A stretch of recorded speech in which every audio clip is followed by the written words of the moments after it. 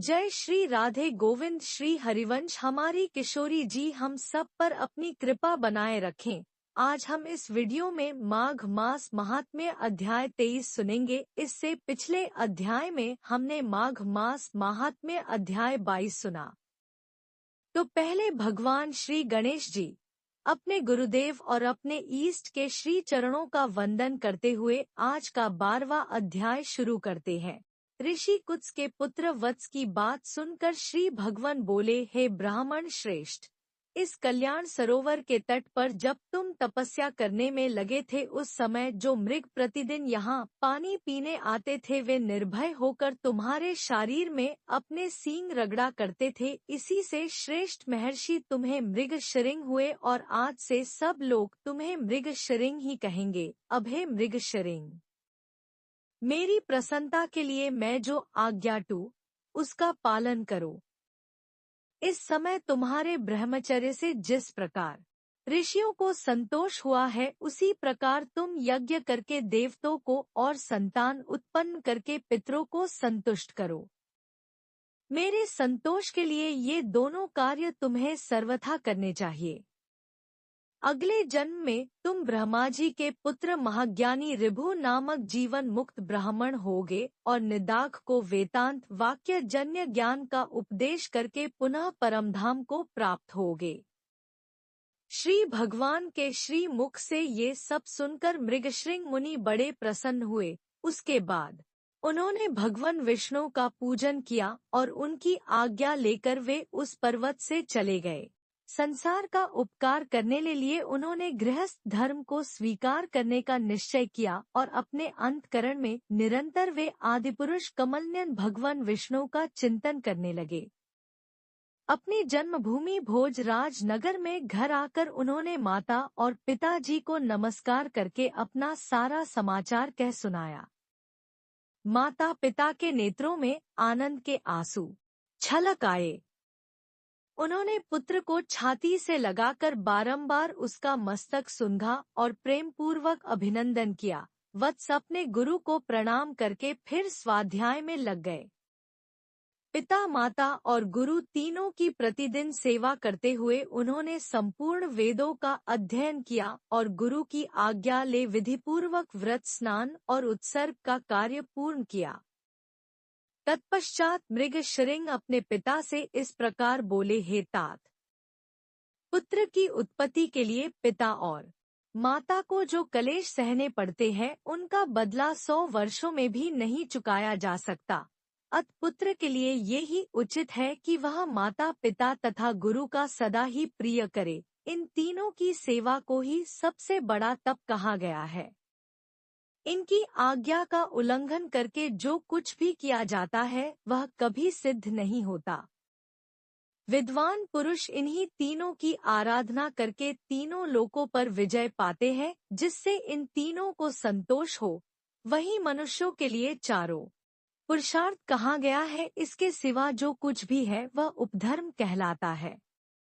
मनुष्य के लिए ये ही उचित है कि वह अखंड ब्रह्मचर्य का पालन करके हुए पिता से 3, 2 या 1 वेद का अध्ययन करके के बाद गृहस्थ आश्रम में प्रवेश करे। यदि पत्नी अपने वश में रहे तो गृहस्थाश्रम से बढ़कर दूसरी को वस्तु नहीं है।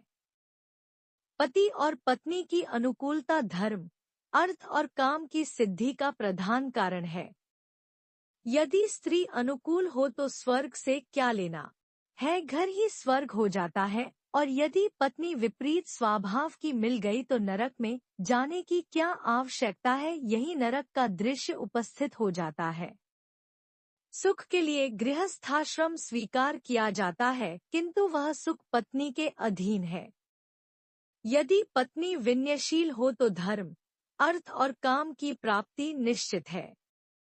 जो गृह कार्य में चतुर, संतानवती, पतिव्रता, प्रिय वचन बोलने वाले और पति के अधीन रहने वाली हो, ऐसी उपयुक्त गुणों से युक्त नारी स्त्री के रूप में साक्षात लक्ष्मी है।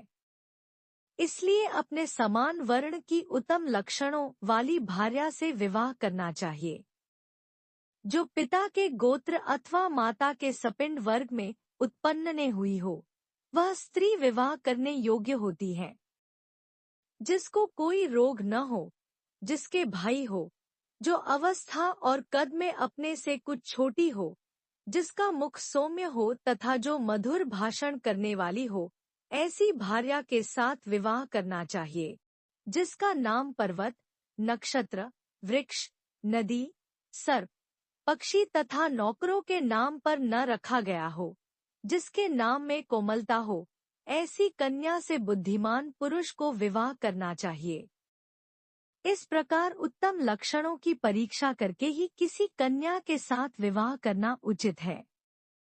उत्तम लक्षण और अच्छे आचरण वाली भार्या पति की आयु बढ़ाती है। अत पिताजी, ऐसी भार्या कहाँ मिलेगी? ऋषि कुत्स ने कहा, परम बुद्धिमान मृग शरिंग, इसके लिए कोई विचार न करो। तुम्हारे जैसे सदाचारी पुरुष के लिए कुछ भी दुर्लभ नहीं है। जो सदाचारहीन, आलसी, माघ स्नान न करने वाले, अतिथि पूजा से दूर रहने वाले, एकादशी को उपवास न करने वाले, गुरु को संतोष न देने वाले, गौ की सेवा से विमुख, ब्राह्मणों का हित न चाहने वाले, यज्ञ, होम और श्राद्ध न करने वाले, दूसरों को न देकर अकेले खाने वाले, दान, धर्म और शील से रहित तथा अग्निहोत्र न करके भोजन करने वाले हैं, ऐसे लोगों के लिए ही उत्तम स्त्रियां दुर्लभ है। बेटा, प्रातःकाल स्नान करने पर माघ का महीना विद्या, निर्मल कीर्ति, आरोग्य काया, आयु, अक्षय धन, समस्त पापों से मुक्ति तथा इंद्रालोक प्रदान करता है। बेटा, माघ मास सौभाग्य, सदाचार, संतान वृद्धि, सत्संग, सत्य, उदार भाव, ख्याति, शूरता और बल सब कुछ देता है। कहाँ तक गिनाऊं? वह क्या क्या नहीं देता। कमल के समान नेत्रों वाले भगवान विष्णु माघ स्नान करने से तुम पर बहुत प्रसन्न है। वशिष्ठ जी कहते हैं, राजन, पिता के ये सत्य वचन सुनकर मृग शरिंग मुनि मन ही मन बहुत प्रसन्न हुए। उन्होंने अपने पिता के चरणों में मस्तक झुककर पुनः प्रणाम किया और दिन रात वे अपने हृदय में श्री हरि का ही चिंतन करने लगे। 23वां अध्याय समाप्त। इसके आगे का वृत्तांत हम अगले वीडियो में सुनेंगे। तो आज का वीडियो यही तक। अगले वीडियो में फिर मिलेंगे, तब तक के लिए आप सबको प्रेम भरी राधे राधे।